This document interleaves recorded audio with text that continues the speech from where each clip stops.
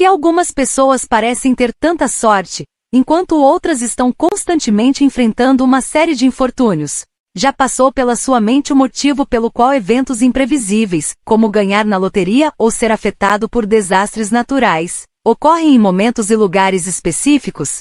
Será que existe um padrão subjacente a esses eventos ou tudo é simplesmente aleatório?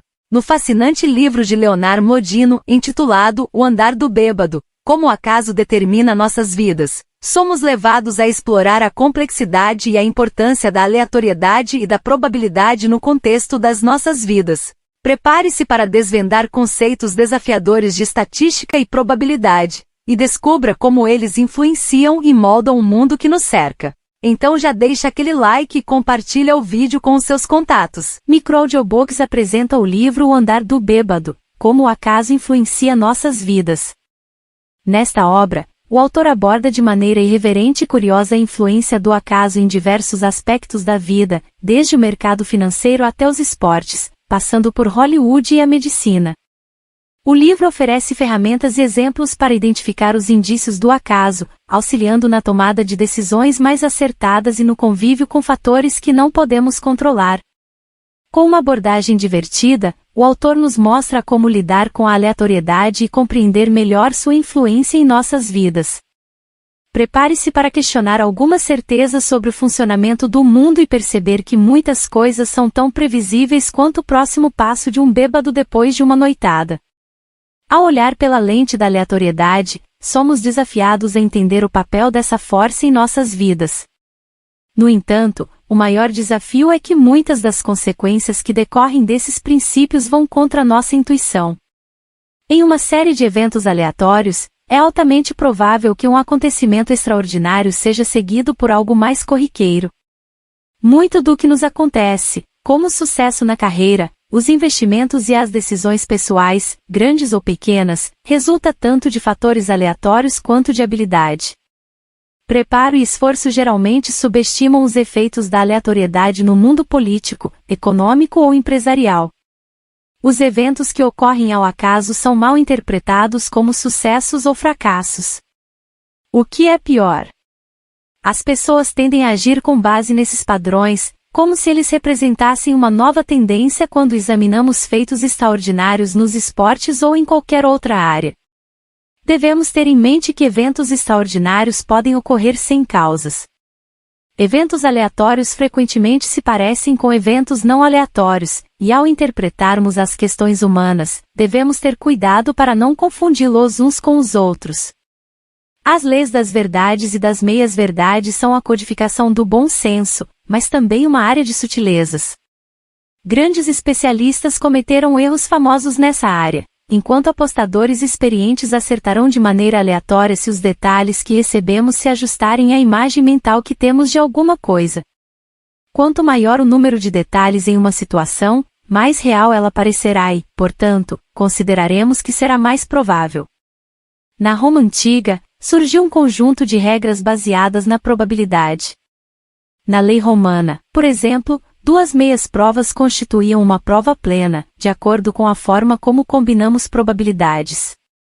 As provas não são capazes de produzir uma certeza absoluta. Além disso, não podemos simplesmente somar um número de provas parciais para gerar certeza. Para combinar probabilidades, não devemos somá-las, mas sim multiplicá-las de acordo com a lei da combinação de probabilidades. Se 2 eventos possíveis forem independentes, a probabilidade de ambos ocorrerem é igual ao produto das suas probabilidades individuais.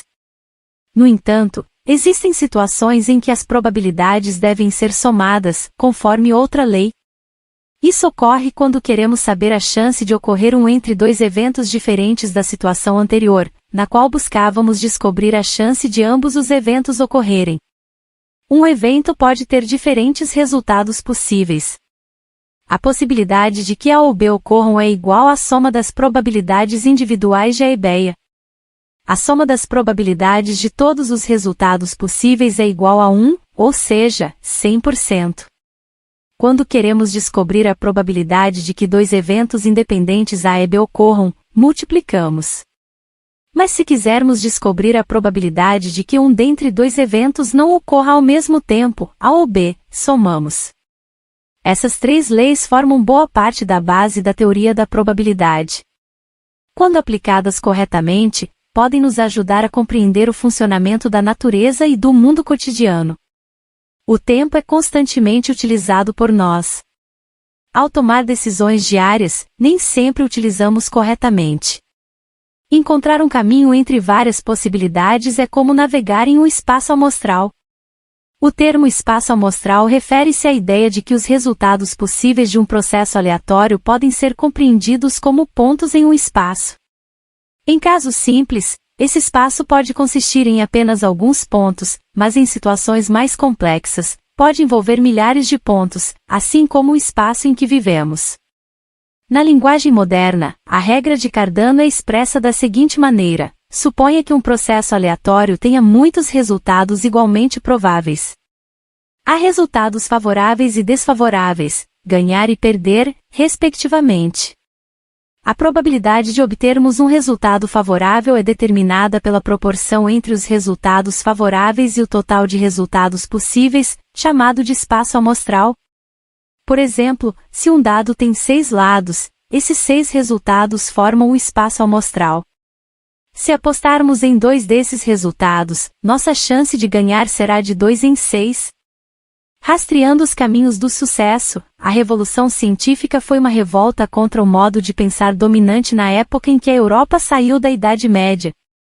Nessa era, as crenças sobre o funcionamento do mundo não eram examinadas com critérios rigorosos.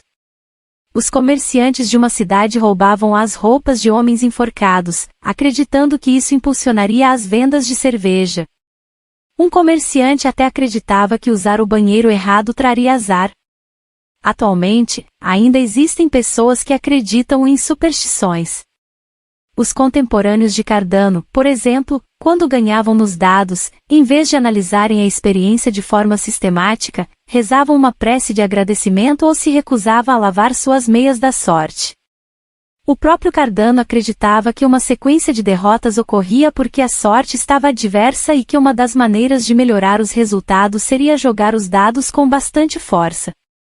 O número de maneiras pelas quais um resultado pode ocorrer é fundamental para determinar sua probabilidade.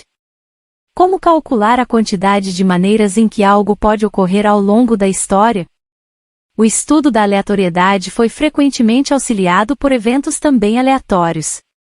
O trabalho de Pascal é um exemplo disso, pois foi o abandono de seus estudos que o levou a estudar o acaso. As leis conflitantes dos grandes e pequenos números são um tema relevante. De acordo com a lei de Benford, os algarismos de 1 a 9 não aparecem com a mesma frequência. Na verdade, o algarismo 1 deve ser o primeiro algarismo nos dados cerca de 30% das vezes, o algarismo 2 cerca de 18% das vezes, e assim por diante até o algarismo 9, que só aparece na primeira posição cerca de 5% das vezes. Uma lei semelhante, embora menos pronunciada, se aplica aos últimos algarismos. Muitos tipos de dados obedecem à lei de Benford, especialmente dados financeiros. Na verdade, a lei parece ter sido feita para examinar grandes volumes de dados financeiros em busca de fraudes. Em 1896, o filósofo americano Charles Sanders Peirce escreveu que uma amostra seria considerada aleatória se coletada a partir de um pressuposto ou método que, ao ser aplicado repetidamente, garantisse que, a longo prazo, o sorteio de qualquer conjunto de números ocorresse com a mesma frequência que qualquer outro conjunto de igual tamanho. Isso é conhecido como probabilidade determinística. A principal alternativa, conhecida como probabilidade subjetiva, baseia-se na forma como uma amostra se apresenta. Já na probabilidade subjetiva, julgamos uma amostra pelo modo como ela é produzida de acordo com a probabilidade subjetiva. Um número ou conjunto de números é considerado aleatório se não soubermos ou não pudermos prever quais resultados serão gerados pelo processo. O teorema de Bernoulli aborda como os resultados refletem as probabilidades. Você já percebe que as coisas não ficam claras quando fazemos muitas observações. A chamada lei dos pequenos números não é realmente uma lei, é um nome sarcástico usado para descrever a tentativa de aplicar a lei dos grandes números quando os números não são grandes. A medição e a lei dos erros entram em jogo. Se aceitarmos que é possível de alguma forma definir a qualidade de um trabalho, ainda assim devemos reconhecer que a nota não descreve o grau de qualidade, mas sim é uma medida dessa qualidade. Uma das maneiras mais importantes pelas quais a aleatoriedade nos afeta é através de sua influência nas medições. As demandas geradas pela astronomia e pela física experimental fizeram com que grande parte do trabalho dos matemáticos no final do século XVIII e início do século XIX consistisse em compreender e quantificar os erros aleatórios. Os esforços realizados resultaram em uma nova área, a estatística matemática. Essa área gerou uma série de ferramentas para interpretar os dados provenientes da observação e experimentação. Alguns estatísticos consideram que o crescimento da ciência moderna está intimamente ligado a esse avanço. Além disso, a estatística também nos fornece ferramentas para lidar com questões do mundo real, como a eficácia de medicamentos e a popularidade de políticos. Para entender as medições, é fundamental compreender a natureza da variação nos dados causada por erros aleatórios. A ideia de que a distribuição dos erros segue uma lei universal, também conhecida como lei dos erros, é o princípio central no qual se baseia a teoria da medição. A determinação de valores reais, baseada em medições, pode ser resolvida por meio de análises matemáticas. É isso que confere à estatística matemática a coerência necessária, transformando em uma disciplina sólida, em vez de apenas uma série de truques. Independentemente do objetivo das medições, a distribuição dos erros será a mesma. A ordem no caos é evidente. Ao explorar dados, os cientistas do século XIX descobriram que, em qualquer lugar que procurassem, mesmo em meio ao caos da vida, pareciam surgir padrões quantificáveis e previsíveis. No entanto, eles não ficaram impressionados apenas com as regularidades, mas também com a natureza da variação. Nos últimos anos, os psicólogos descobriram que a capacidade de persistir diante de adversidades é tão importante quanto o talento na busca do sucesso. É por isso que os especialistas costumam falar na regra dos 10 anos, segundo a qual precisamos de, no mínimo, uma década de trabalho árduo, prática e dedicação para alcançarmos grande sucesso na maioria das empreitadas. Pode parecer assustadora a ideia de que o esforço e o acaso, assim como o talento, são os verdadeiros fatores determinantes. No entanto, os efeitos do acaso também podem ser controlados na medida em que, por meio de tentativas repetidas, podemos aumentar nossas chances de sucesso. Estudos de Galton sobre hereditariedade levaram à descoberta de dois conceitos matemáticos fundamentais para a estatística moderna. Um desses estudos ocorreu em 1875, quando Galton distribuiu pacotes de vagens de ervilha de cheiro para 7 amigos. Cada um deles recebeu sementes de tamanho e peso uniformes e as devolveu a Galton. Ao medir as sementes das gerações seguintes, ele notou que a mediana dos diâmetros dos descendentes de sementes grandes era menor do que a de seus ascendentes, enquanto a mediana dos diâmetros dos descendentes de sementes pequenas era maior do que a de seus ascendentes. Mais tarde, utilizando dados obtidos em um laboratório, foi observado o mesmo efeito no peso de pais e filhos humanos. Esse fenômeno foi denominado de regressão à média, onde, em medições relacionadas, se uma quantidade medida estiver longe da média, a outra estará mais próxima dela. Galton percebeu que qualquer processo que não apresenta-se a regressão à média acabaria fora de controle. Por exemplo, suponha que os filhos de pais altos tivessem, em média, a mesma altura dos pais. Como as alturas variam, alguns filhos seriam mais altos. Agora, imagine a geração seguinte. Suponha que os filhos dos filhos mais altos, netos da geração original, também fossem, em média, tão altos quanto os pais. Alguns deles também deveriam ser mais altos que seus pais. Com o passar das gerações, os seres humanos mais altos tenderiam a ficar ainda mais altos devido à regressão à média. No entanto, essa expectativa não se concretiza. São ilusões de padrões e padrões de ilusão. Os cientistas tentaram se proteger contra a identificação de falsos padrões, desenvolvendo métodos de análise estatística para determinar se um conjunto de observações fornece suporte adequado para uma hipótese ou se, pelo contrário, o suposto suporte provavelmente ocorre por acaso. Essa é a função do teste de significância, um procedimento utilizado para calcular a probabilidade de observarmos os resultados se a hipótese em teste for verdadeira.